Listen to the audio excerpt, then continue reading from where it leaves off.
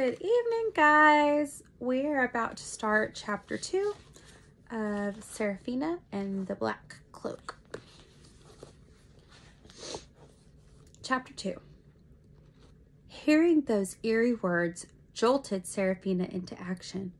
She had just seen what those words led to. Not this time, rat. With a burst of new energy, she turned and ran. She tore through the labyrinth of crisscrossing tunnels, running and running, certain that she was leaving him far in the distance. But when she glanced over her shoulder, the hooded man was flying through the air right behind her, levitated by the power of the billowing black cloak, his bloody hands reaching towards her. Serafina tried to run faster, but just as she came to the bottom of the stairs that led up the main level of the basement, the man in the black cloak grabbed her. One hand clamped her shoulder. The other locked onto her neck. She turned and hissed and like a snarled animal. She whirled and clawed in a wild circle and broke herself free. She bounded up the stairs 3 at a time, but he followed right behind her. He reached out and yanked her head back by her hair. She screamed in pain. "Time to give up now, little child," he said calmly, even as the tightening of his fist slowly tore strands of her hair from her head. "I ain't never," she snarled and bit his arm. She fought as hard as she could, scratching and clawing with her fingernails, but it didn't matter. The man in the black cloak was far too strong. He pulled her into his chest, entangling her in his arms. The folds of the black cloak rose up around her, pulsing with gray smoke. The awful rotting odor made her gag. All she could hear was the loathsome rattling noise as the cloak slithered and twisted its way around her body. She felt as though she was being crushed in a coil of a boa constrictor. "I'm not going to hurt you, child," came the hideous, raspy voice again, as if the man wasn't of his own mind, but possessed by demented, ravenous demons. The folds of the cloak cast an wretched pall over her, drenching her in dripping, suffocating sickness. She felt her soul slipping away from her, not just slipping, but being yanked, being extracted.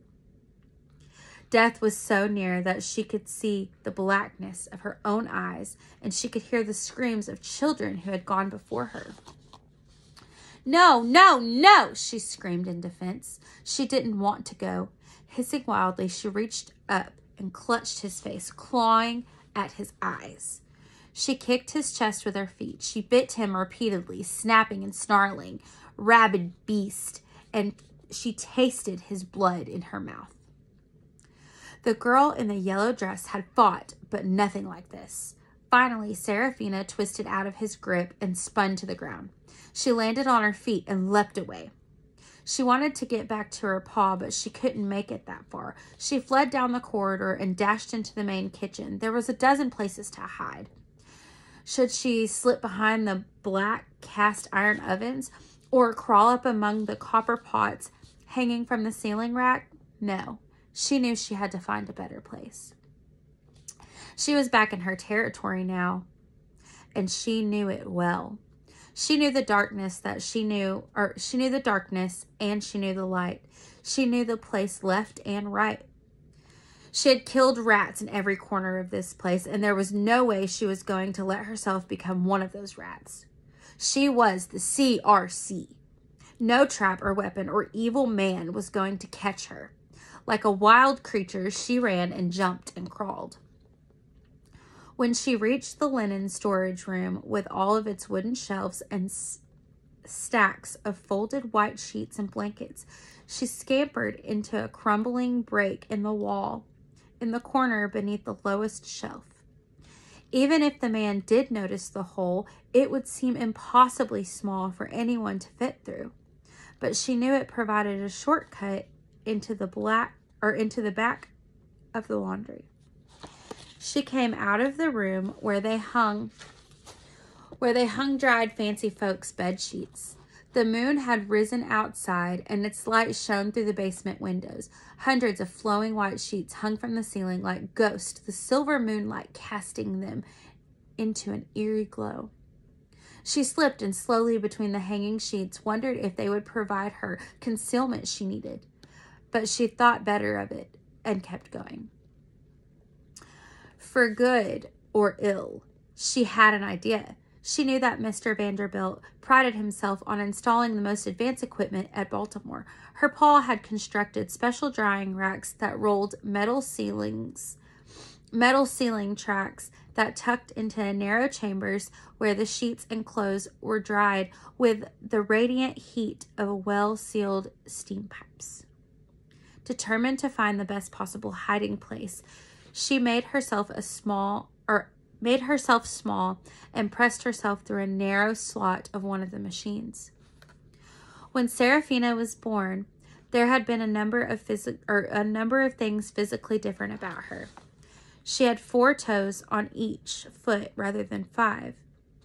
And although it was not noticeable just by looking at her, her collarbones were malformed such that they didn't connect properly to her other bones. This allowed her to fit into some pretty tight spots. The opening in the machine was no more than a few inches wide, but as long as she could fit her head into something, she could push her whole body through. She wedged herself inside into a dark little spot where she had hoped the man in the black coat wouldn't find her. She tried to be quiet. She tried to be still. She panted like a little animal. She was exhausted, breathless, and frightened beyond her wits.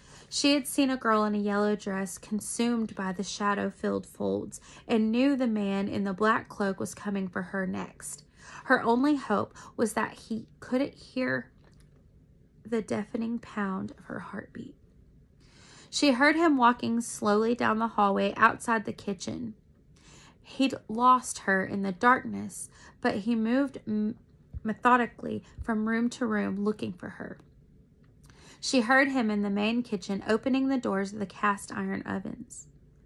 If I'd hidden there, she thought, I'd be dead now. Then she heard him clanking through the copper pots looking for her in the ceiling racks. If I'd hidden there, she thought, I'd be dead again. There's nothing to be frightened of, he whispered, trying to coax her.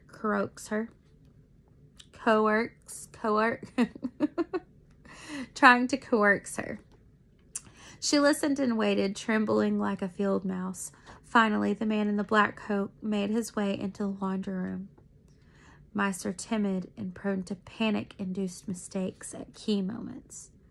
She heard the man moving from place to place, rummaging beneath sinks, opening, closing all the cabinets.